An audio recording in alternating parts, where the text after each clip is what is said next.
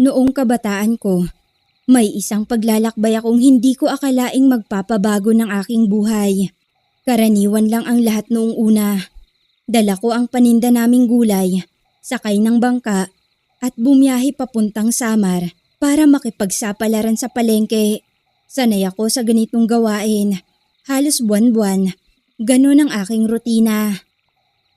Pero sa isang araw na yon, sa gitna ng init at ingay ng pamilihan, nakilala ko ang isang lalaking hindi ko inakalang magdadala sa akin sa kakaibang lugar. Sa kanya nagsimula ang lahat, ang lihim, ang hiwaga at ang kapalaran na noon ay hindi ko alam kung paano matatakasan. Magandang araw sa lahat. Ako si Leonora. Kakaedad ko lang ng 18 anyos nang mangyari ang lahat ng to.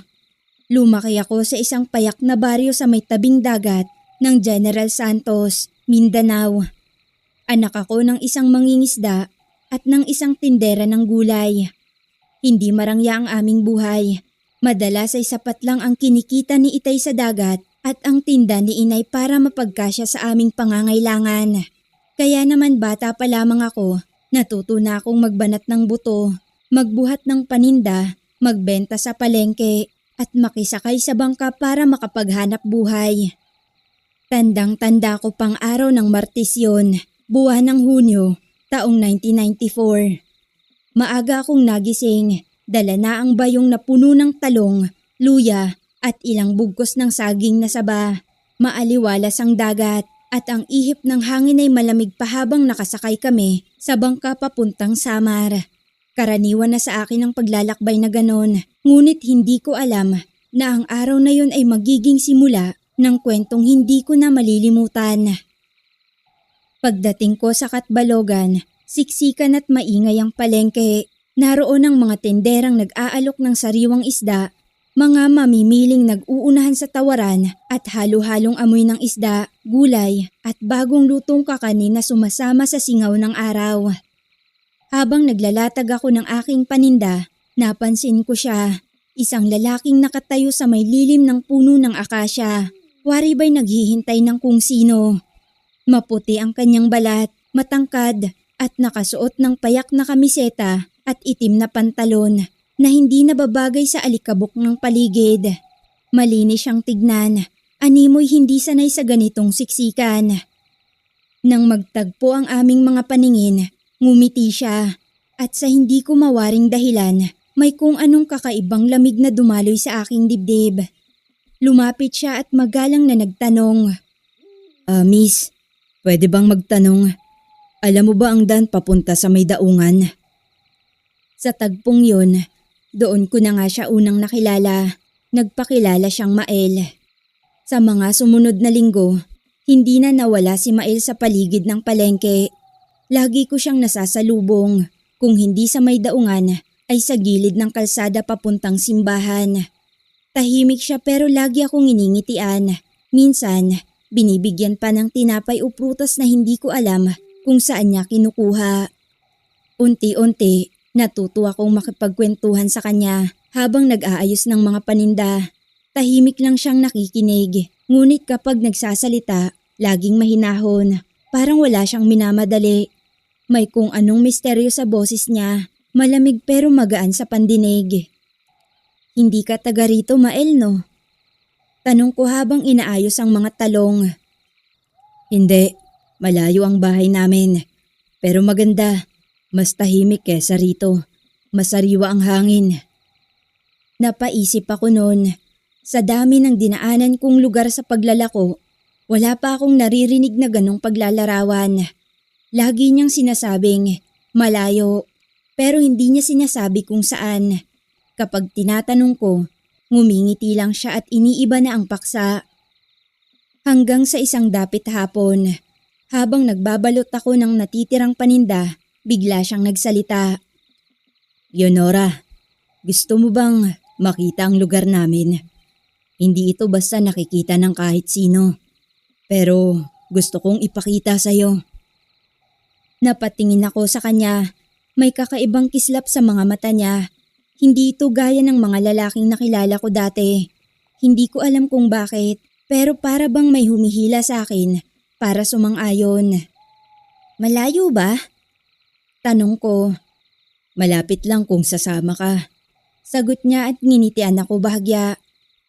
Doon nga nagsimula ang paglalakbay ko. Akala ko simpleng alok lang yon. Lingid sa kaalaman ko, ang lugar na tinutukoy niya ay hindi karaniwang bayan. Tinanggap ko nga ang alok ni Mael na sumama. Akala ko noon, simpleng lakad lang yun papunta sa isang baryo na hindi ko pa nararating.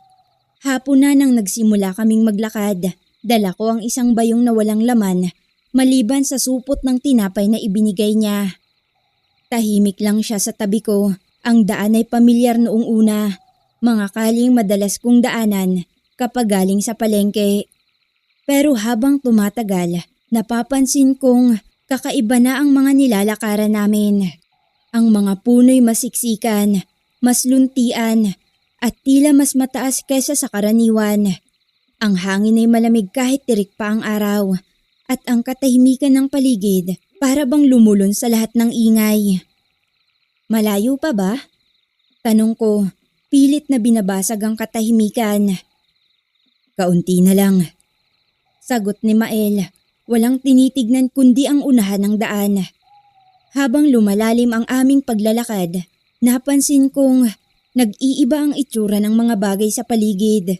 Ang mga damoy mas matingkad ang berde. Ang mga bulaklak na nadadaanan namin, may mga kulay na hindi ko pa nakikita kailanman. Bughaw na parang liwanag, dilaw na kumikislap kapag tinatamaan ng araw. May mga ibon ding lumilipad, ngunit kakaiba ang kanilang awit. Parang may himig na hindi ko mawari kung musika ba o panawagan. Unti-unti akong kinabahan. Mael? Saan ba talaga tayo pupunta? Maingat kong tanong. Huminto siya saglit at tumingin sa akin. Hindi siya ngumiti, pero may lambing sa kanyang tinig. Leonora, ipinapangako kong ligtas ka. Huwag kang matakot. Malapit na tayo. Bago ko pa man mabigyang linaw ang lahat, napansin kong wala na kaming kasabay na tao. Wala na ring tunog ng karaniwang paligid. Tanging mga huni ng ibon at ihip ng malamig na hangin ang sumasabay sa aming hakbang. Hanggang sa isang iglap, may bumungad sa akin na tanawin. Isang malawak na pook na hindi ko alam kung saan biglang lumitaw.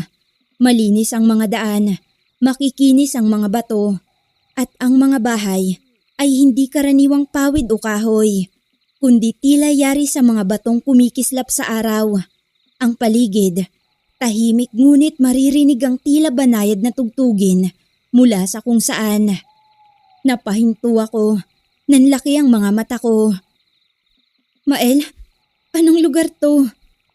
Nahihintakutang tanong ko, pero nang tignan ko siya sa unang pagkakataon sa mahabang paglalakad namin, ngumiti siya. Leonora, maligayang pagdating sa Biringan. Hindi ko alam kung saan tititig. Ang paligid ay kakaiba. Malalapad ang daan, makintab ang mga bato na tila ba hinugis ng tubig. At ang mga bahay, gawa sa kahoy at bato, pero kumikislap sa ilalim ng hapon. May mga halaman na kulay asul at luntian, tila ba may ilaw na nagmumula sa mga bulaklak. Tahimik ang lugar, pero hindi nakakatakot. Parang may hangin na nagdadala ng kalmadong musika. Napakalinaw ng lahat. Maririnig mo ang bawat yapak, bawat pag-ihip ng hangin, at parang ang oras mismo ay dahan-dahang umuusad. Huminto si Mael sa harap ng isang maliit na bahay na may bubong na yari sa mga dahon, pero ang dingding ay kumikislap sa liwanag. Halika, dito kami. Sabi niya at iniabot sa akin ang kamay niya. Sa hindi ko malamang dahilan, pumayag naman ako kahit may kaba sa dibdib. Hindi ko pa rin maintindihan, baka sa sobrang ganda ng lugar o baka sa init ng presensya niya. Pagpasok namin, sinalubong kami ng mga tao, hindi tulad ng mga karaniwang tao sa baryo ko. May mga babae at lalaki na halos parang nagliliwanag ang balat at maayos ang mga galaw. Hindi sila nagulat sa amin. Para bang matagal na nilang alam na darating kami. Mael, anong lugar ba talaga to? Paniniguradong tanong ko sa kanya. Ngumiti naman siya. Leonora, ang lugar na to ay ang Biringan. Lahat ay may kwento. Lahat ng nandito, may dahilan kung bakit nandito. At sa'yo, may espesyal na lugar ka na nakalaan. Hindi ko alam kung dapat ba akong matakot o maaliw. Pero habang nakatitig ako sa paligid, sa mga taong tila hindi lumuluma at sa mga liwanag na parang nagmumula sa paligid mismo, ramdam ko na hindi lang ito basta lugar. Parang may buhay at kamalayan ng bawat sulok. At ako, hindi ko alam kung isang bihag o panauhin. Lumapit sa akin si Mael, hinawakan ng kamay ko at ngumiti. Leonora, dito magsisimula ang bagong yugto natin. Huwag kang matakot. Kasama mo ko. Bagong yugto? Anong ibig mong sabihin? Muli kong tanong pero hindi niya na ako sinagot. Bagkus ay inaya niya akong maglakad-lakad. Kahit napakaliit tingnan sa labas ang bahay nila, napakalawak naman ito sa loob. Habang naglalakad nga kami, napansin ko ang mga larawan sa pader. Mga tao na may malaliwanag na balat at ang bawat isa may ngiti na parang alam ang lahat ng lihim ng mundo. Isa sa mga larawan ang kumapit sa aking tingin. Si Mael, nakasuot ng puting mahabang roba. Hawak ang kamay ng isang babae sa gitna ng malalaking bulaklak. Hindi ko alam kung bakit, pero ramdam kong may bahid ng kababalaghan ron. Yan ang pamilya ko. Dito lahat ay pinaghahandaan para sa pagdiriwang ng buhay. At minsan, para sa kasal. Sabi niya, hindi ko agad maintindihan, pero may kakaibang bigat sa mga salita niya. Ang puso ko'y parang bumili sa kaba at may halong pagkasabik. Pagdating ng gabi, habang nakaupo ako sa isang bangko sa harap ng bahay, napansin ko ang mga ilaw sa paligid. Parang naglalakad sila sa sariling buhay. Ang hangin ay may dalang musika at ang bawat halakhak ng tao sa paligid parang may hiwaga. Lumapit si Mael sa akin, hinawakan ng kamay ko. Alam kong hindi mo ito maiintindihan ngayon, pero may kasunod ang bawat hakbang na ginagawa natin. At sa'yo, nakalaan ang isang espesyal na bahagi ng Biringan. Isang bahagi kung saan magsasama tayo. Blankong napatingin ako sa kanya. Hindi ko pa rin malaman kung anong ibig niyang sabihin. Pero sa unang gabing yun, ramdam ko na ang mundong ito, ang mga tao rito at si Mael mismo, hindi mga normal na tao. At sa nahihinuha ko, sila ay ang tinatawag ng karamihan na mga engkanto.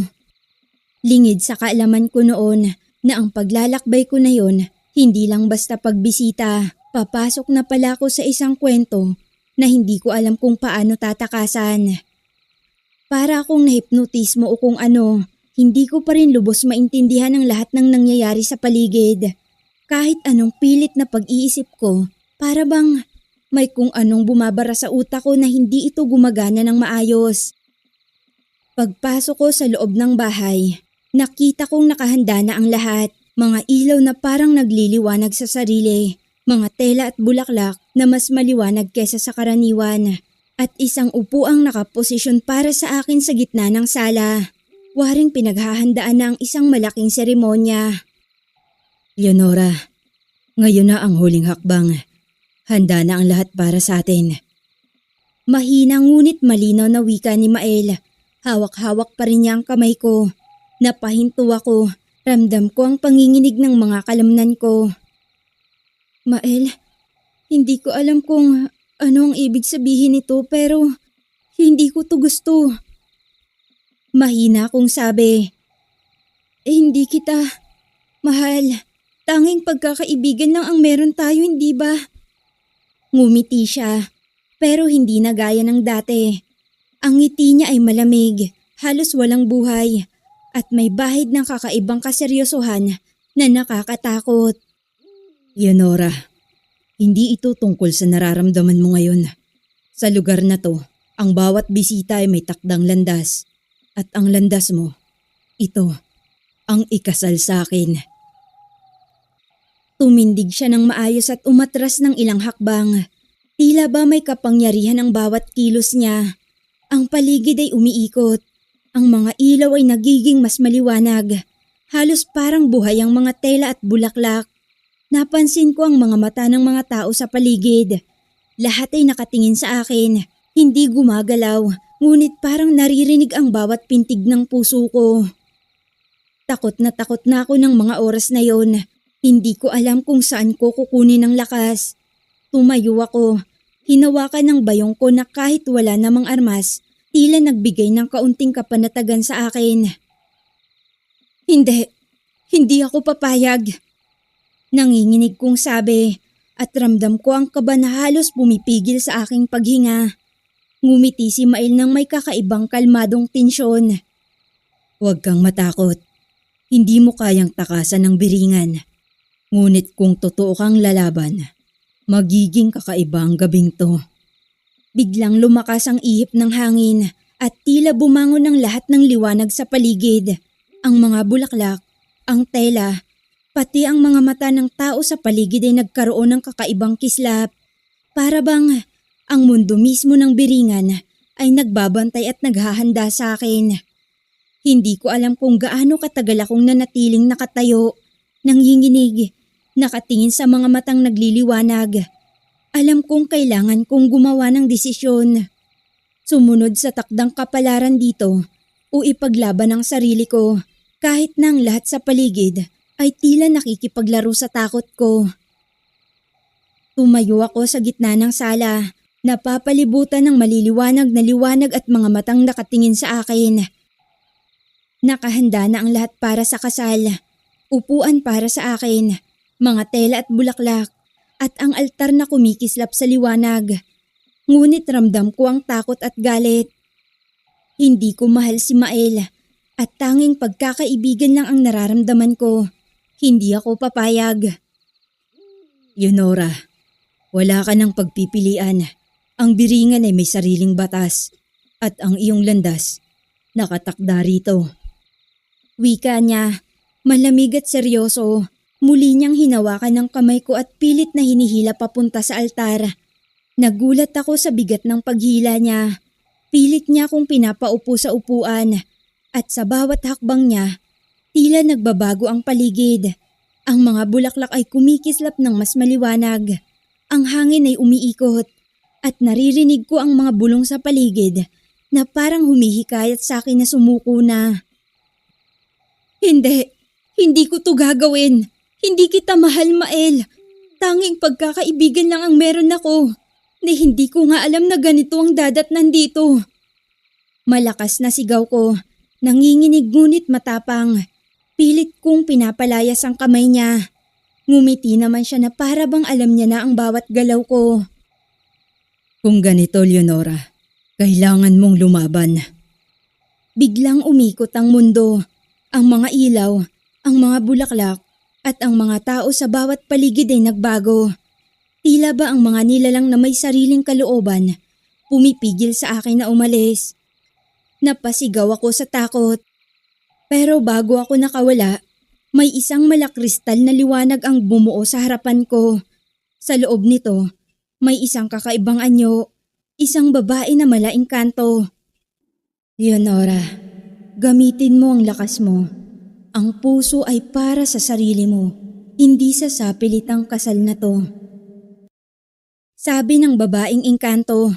Tumayo ako, ramdam ko ang bawat pintig ng puso ko. Pilit kong ipinasok ang tapang sa aking boses. Hindi ako papayag. Sigaw ko at sa wakas, kumapit ako sa bayong ko at inilayo ang sarili mula sa kanila. Pero hindi nagpatinag si Mael. Pinilit niyang akuin ang kamay ko at sa kanyang presensya, ramdam ko ang isang kakaibang pwersa. Parang ang buong biringan ay nagtutulak sa akin na sumunod sa kanya. Ang mga mata ng mga tao sa paligid, kumikislap at sumusunod sa bawat kilos namin. Huminga ako ng malalim at nakatingin sa malaking kanto na liwanag. Tulungan mo ko. Tulungan mo kong makaalis dito. Bulong ko sa kanyang direksyon. Sa isang iglap, bumagsak ang liwanag mula sa paligid na tila pinalo ng isang hindi makita na puwersa. Nawala ang bigat sa kamay ni Mael at unti-unti nang humupa ang kakaibang enerhiya sa paligid. Ang mga bulaklak, tela at mga mata ng tao ay bumalik sa normal. Ngunit ramdam ko pa rin ang presensya niya sa aking tabi. Hindi na ako nag-aksaya ng oras pa.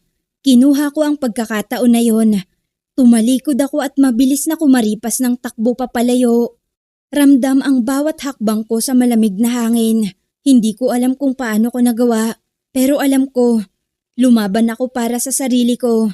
Laban sa sapilitan na kapalaran. At sa gabing yun, sa Biringan, naranasan ko ang tunay na hiwaga at panganib. Isang mundo kung saan ang puso at tapang mo ang magtatakda ng iyong landas. Hindi ko alam kung gaano katagal akong naglakad sa Biringan bago ko tuluyang naramdaman ang liwanag ng mundo na kilala ko. Parang bawat hakbang ko ay pinipilit ng lugar na manatili ako.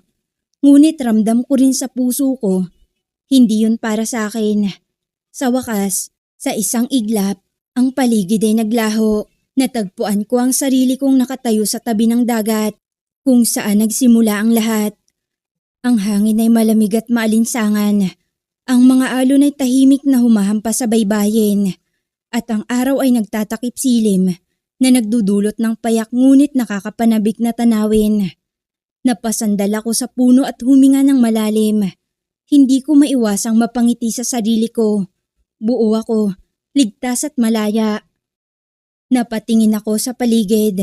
Ang palengke ay mas maingay kaysa sa Biringan. Puno ng mga tao na abala sa kanilang mga gawain. May amoy ng isda at gulay. At may halakhakan ng mga bata. Para bang nagising ako mula sa isang panaginip na matindi at totoo. Pero ramdam ko sa katawan ko, hindi ito basta panaginip. Ang Biringan ay naroroon pa rin sa alaala at pakiramdam ko. Umuwi na nga ako sa bahay namin. Dala ang karanasang hindi ko malilimutan. Sabik na akong makita ang mga magulang ko, ang simpleng pamumuhay namin at ang bawat tao sa baryo. Lahat ay ordinaryo at payak. Mas pipiliin ko yon kesa sa lugar na puno ng hiwaga at hindi ko maintindihang bagay. Pagdating ko sa tapat ng bahay namin, halos manghina ako sa dami ng taong nagkakagulo. May ilan pang kapitbahay na nakatambay, may mga tsismisan at naroon ang aking mga magulang. Namumugto ang mga mata nila, tila ilang gabi nang walang pahinga. Agad akong napatakbo nang makita kong umiiyak si inay, habang hawak-hawak ang larawan ko na ipinapamigay nila sa mga tao. Diyos ko, anak Yonora! Saan ka ba galing? Ilang araw ka naming hinanap. Akala namin kinuha ka na ng sindikato. Sigaw ni inay sa bayakap ng mahigpit. Parang ayaw na akong pakawalan. Si itay naman ay agad ding lumapit. Tinapik ang balikat ko at halos nanginginig ang tinig. Anong nangyari sa'yo, anak? Saan ka ba galing ha? Pinag-alala mo kami ng husto. Napahinto ako. Ilang araw. Para sa akin, isang gabing mahaba lamang ang napagdaanan ko sa Biringan. Ngunit para sa kanila, 3 araw na pala akong nawawala. Ang mga kapitbahay ay nagbulungan. Ang ilan ay napapailing. At ang iba naman, naniniwalang may nangyaring kababalaghan. Hindi ko na nagawang ikwento ang lahat. Sino ba naman ang maniniwala na may isang inkantong nagngangalang Mael ang nagsama sa akin sa Biringan para sa isang sapilitang kasalan. Kaya naman ngumiti na lamang ako, pilit na pinapakalma ang lahat. Pasensya na po, Nay, Tay. Napalayo po ako. Naligaw ako. Pero nandito na po ako ngayon. Hindi na po ako aalis. Pagkaraan ng ilang araw, unti-unting bumalik sa normal ang buhay ko. Pinilit kong ituon ang isip sa pagtulong sa aking mga magulang at sa mga gawaing pang-araw-araw sa baryo. Sa kabila ng mga bulong-bulungan ng mga kapitbahay tungkol sa bigla kong pagkawala, natutunan kong manahimik na lamang. Hindi lahat ng bagay ay dapat ipaliwanag, lalo na kung tungkol ito sa hiwagang hindi kayang abutin ng isip ng tao. Matapos ang pangyayaring yon, natutunan kong pahalagahan ang payak na araw-araw, ang halakhak ng mga bata sa daan, ang amoy ng nilulutong kanin ni inay at ang mga yakap ni itay. Doon ko napatunayan, higit sa anumang hiwaga, ang totoong kayamanan ay ang mga taong nandito sa mundong kinamulatan ko. At doon nga natapos ang kabanatang yun ng buhay ko, isang alaala na hindi ko malilimutan. Ngunit natutunan kong tanggapin bilang bahagi lamang ng aking nakaraan.